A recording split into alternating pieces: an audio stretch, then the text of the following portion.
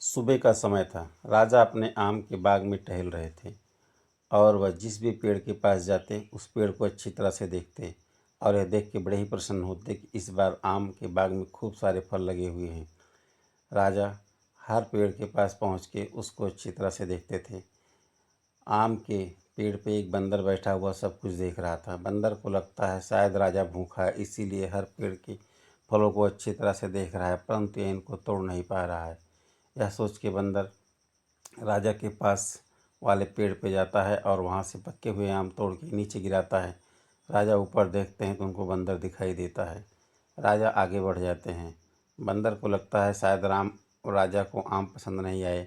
यह सोच के वह अगले पेड़ पे जाता है और वहाँ से भी आम तोड़ के गिराता है। राजा यह देख के बहुत ही खुश होते हैं और बंदर को अपने पास बुलाते हैं। बंदर से कहते हैं, क्या तुम मुझसे दोस्ती करोगे? मेरे साथ मेरे राजमहल में रहना पसंद करोगे? यह सुन के बंदर बहुत ही खुश होता है और कहता है, जी महाराज, मैं आपके साथ आपके राजमहल में रहना पसंद करूँगा। इस पे राजा बंदर को अपने साथ राजमहल लेके आते हैं और दरबार में यह घोषणा करते हैं कि यह बंदर आज से मेरा अंगरक्षक है और यह महल में कहीं भी आ और जा सकता है। यह बात लोगों को बड़ी ही अचंभे वाली लगती है, परंतु कोई राजा के भय से कुछ नहीं बोलता है और मन ही मन से बड़े ही निराश होते हैं कि अब राजा की अंगरक्षा का कार्य एक जानवर करेगा, परंतु कोई राजा से कुछ कह नहीं सकता था। अब बंदर राजा के साथ हमेशा रहता और राजा के जो भी कार्य होते वह उसको करता। राजा इससे बड़े ही प्रसन्न रहते थे। अब बंदर के दिन अच्छे गुजर रहे थे। वह राजमहल में अच्छे अच्छे भोजन और पकवान किया करता था और राजा के सारे काम किया करता था। राजा और बंदर एक दूसरे से बहुत ही खुश थे। बंदर हमेशा राजा के साथ ही रहता था। राजा जब शयन कक्ष में जाते थे और विश्राम करते थे तब बंदर उनको पंखा झलता था। एक दिन राजा सो रहे थे, बंदर उनको पंखा झल रहा था। एक मक्खी कहीं से आती है और राजा के चेहरे पर बैठती है।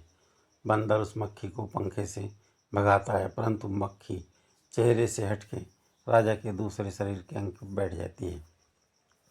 बंदर मच्छी को वहाँ से भगाता है तो मक्खी वहाँ से उठ के किसी दूसरी जगह बैठ जाती है।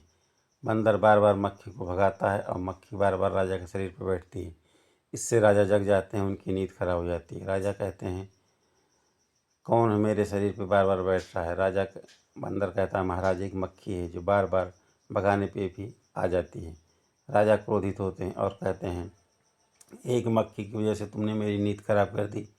मक्खी ही थी, इसको तुम एक झटके में मार सकते थे। बंदर कहता है, महाराज माफ़ करें, गलती हो गई, आगे से ऐसा नहीं होगा।